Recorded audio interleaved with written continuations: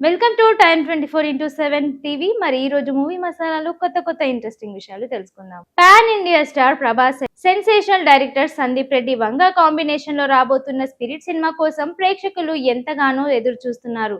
అయితే ఈ cinema shooting విషయంలో ప్రభాస్ అభిమానులకు మరోసారి నిరాశ తప్పేలా లేదు. తాజా సమాచారం ప్రకారం ప్రభాస్ తన ఇతర ప్రాజెక్టుల వల్ల స్పిరిట్ షూటింగ్ డిలే చేస్తున్నట్టుగా తెలుస్తోంది. నిజానికి ప్రభాస్ ఈ సినిమా కోసం భారీగా బల్క్ డేట్స్ కేటాయించినట్టు వార్తలు వచ్చాయి. కానీ రాజాసాబ్ ఫ్లాప్ తర్వాత లెక్కలు మారిపోయాయి. హనురాఘుపూడి దర్శకత్వంలో తెరకెక్కుతున్న ఫౌజీ సినిమా ఇప్పటికే చాలా లేట్ అయింది. దీంతో ప్రభాస్ ఇప్పుడు ఆ సినిమాకు మొదటి ప్రాధాన్యత ఇస్తున్నారు. వీలైనంత త్వరగా ఫౌజీని పూర్తి చేసి ఈ ఏడాది దసరాకు విడుదల చేయాలనే పట్టుదలతో ఆయన ఉన్నట్లు సమాచారం. మరోవైపు కల్కి 2898 AD సీక్వెల్ టీమ్ కు కూడా ప్రభాస్ కోసం వేచి చూస్తోంది.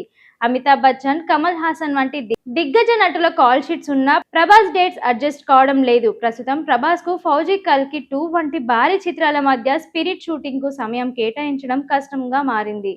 మరోవైపు ప్రభాస్ అందుబాటులో లేకపోయినప్పటికీ ఆయన లేని కీలక సన్నివేశాలు పూర్తి చేస్తున్నారు సందీప్ రెడ్డి.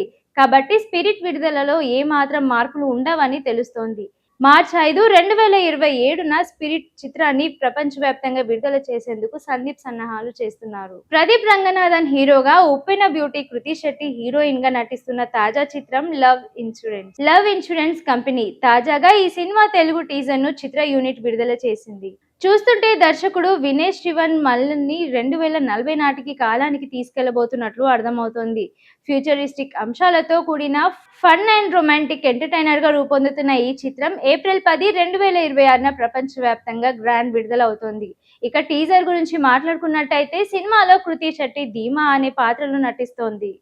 ఆమె ప్రస్తుత కాలంలోని ఇన్స్టెంట్ రిలేషన్షిప్స్ కోసం అసలు ఇష్టం ఉండదు. పాతకాలం నాటి స్వచ్ఛమైన ప్రేమను కోరుకుంటుంది. సరిగ్గా అలాంటి సమయంలోనే ఆమెకు ప్రదీప్ పరిచయం అవుతాడు. అయితే వీరి ప్రేమ కథకు లవ్ ఇన్సూరెన్స్ కంపెనీ యజమాని ఎస్జే సూర్య ఎలా అడ్డుపడ్డాడు, అసలు ఆ కంపెనీ ఏం చేసింది అనే ఆసక్తికరమైన అంశాలతో టీజర్ సాగుతోంది. SJ Surya mark acting teaser కే హైలైట్ గా నిలిచింది. Lady super star Nayanthara, SS Lalitha Kumar సంయుక్తంగా నిర్మిస్తున్న ఈ చిత్రానికి మ్యూజిక్ సెన్సేషనల్ అనిరుద్ రవిచందర్ అందిస్తున్నారు. ఇప్పటికే తమిళంలో విడుదలైన పాటలు అక్కడ యూత్ ను ఊపేస్తున్నాయి. యోగి బాబు, గౌరీ కిషన్ వంటి పేరున్న నటులు ఉండటం సినిమాపై అంచనాలే పెంచింది. తెలుగులో ఈ క్రేజీ ప్రాజెక్ట్ ను శ్రీ పద్మిని సినిమాస్ రిలీజ్ చేస్తోంది. మరి 2040 నాటి ఈ ప్రేమ కథను ప్రేక్షకులు ఏ మేరకు మెప్పిస్తారో చూడాలి. అక్కినేని వారసుడు అఖిల్ తన కెరియర్ విషయంలో ఇప్పుడు అత్యంత జాగ్రత్తలు అడుగు వేస్తున్నాడు. భారీ అంచనాల మధ్య విడుదలైన ఏజెంట్ బాక్సాఫీస్ వద్ద చేదు అనుభవాన్ని మిగిలించడంతో ఈసారి ఖచ్చితంగా కమర్షియల్ హిట్ కొట్టాలని నిర్ణయించుకున్నాడు.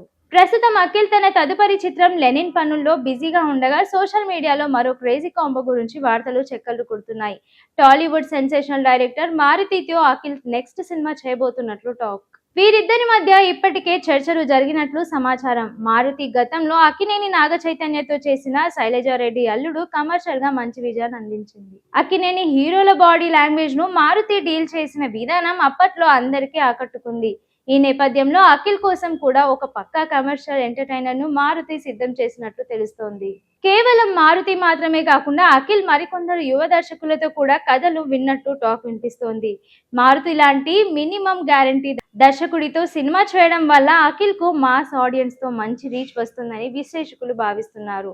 అయితే రాజాసాబ్ తో భారీ డిజాస్టర్ అందుకున్న మారుతి ఒక్క బ్లాక్ బస్టర్ హిట్ తో సాలిడ్ కంబ్యాక్ ఇవ్వాలని చూస్తున్నాడు. మరి మారుతి కథకు అఖిల్ గ్రీన్ సిగ్నల్ ఇస్తాడో లేదో మరికొద్ది రోజుల్లో తెలుస్తుంది. కోర్టు సినిమాతో సూపర్ హిట్ అందుకున్న రోషన్ శ్రీదేవి మరోసారి జంటగా నటించిన తాజా చిత్రం బ్యాండ్ మేళం. సతీష్ అనే కొత్త దర్శకుడు ఇండస్ట్రీకి పరిచయం అవుతూ ఈ సినిమా తెరకెక్కించాడు. కోన వెంకట్ తన Kona Venkat film corporation banner మీద తమ కుమార్తెలు ఇద్దరిని నిర్మాతలుగా పరిచయం చేస్తూ ఈ సినిమాని ప్రేక్షకుల ముందుకు తీసుకొచ్చారు. ఈ సినిమా ప్రేక్షకుల ముందుకు వచ్చింది కానీ ఏ ఒక్కరిని ఆకట్టుకోలేకపోయింది. Outdated screenplay, outdated story line అంటూ రివ్యూస్ లో సినిమాను ఏకిపారేశారు రివ్యూ రైటర్స్. అయితే ఇదే విషయం మీద నిన్న థ్యాంక్స్ మీట్ లో నిర్వహించిన సినిమా టీం బాగా ఫైర్ అయింది. అందరూ కూడా బలుకొని రివ్యూ రైటర్ల గురించి మాట్లాడాలి అనుకునే వచ్చినట్లుగా దాదాపుగా అందరూ రివ్యూ రైటర్లపై విమర్శలు గుప్పించారు.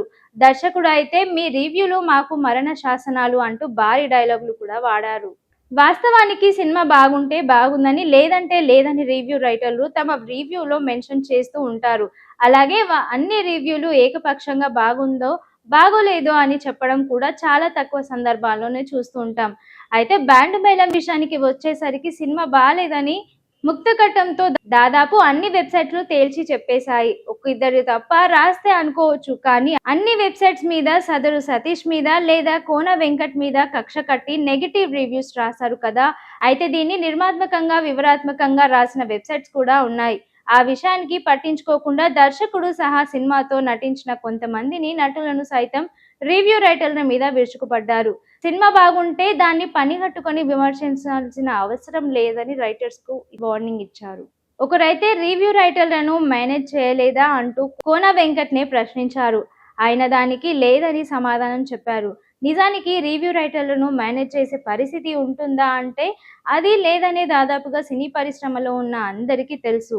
ఇక్కడ ఉన్న పరిచయాల కొద్దీ తమకు బాగా తెలిసిన దర్శకులు, నిర్మాతలు లేదా నటుల సినిమాలకు కొంతమేర నెగిటివిటీ తగ్గించి రివ్యూ ఇస్తారేమో, కానీ బాలేదని బాగుందని మాత్రం రాస్తే ఆయా వెబ్సైట్లకు క్రెడిబిలిటీ పడిపోతుంది. కాబట్టి ఎవరు అంతటి సాహసాన్ని పూనుకోలేరు. కానీ ఇదే జంట హీరో హీరోయిన్లుగా నటించిన కోర్ట్ సినిమాకి మాత్రం ప్రేక్షకులతో పాటు రివ్యూ రైటర్లు సైతం బ్రహ్మరథం పట్టారు. అప్పుడు వారిని ఎవరు మేనేజ్ చేసినట్టు? ఇంతేకాక అదే దర్శకుడికి నాని మరోసారి మరో అవకాశం కూడా ఇచ్చారు. ఇప్పుడు అదే కోన వెంకట్ ఈ సినిమాకు డైరెక్ట్ చేసిన సదరు దర్శకుడికి మరో అవకాశం ఇవ్వగలరా? అలానే ఇటీవల రిలీజ్ అయిన బ్లాక్ బస్టర్ టాక్ తో పాటు రివ్యూ అందుకున్న దురంధర్ విషయంలో ఎవరు మరి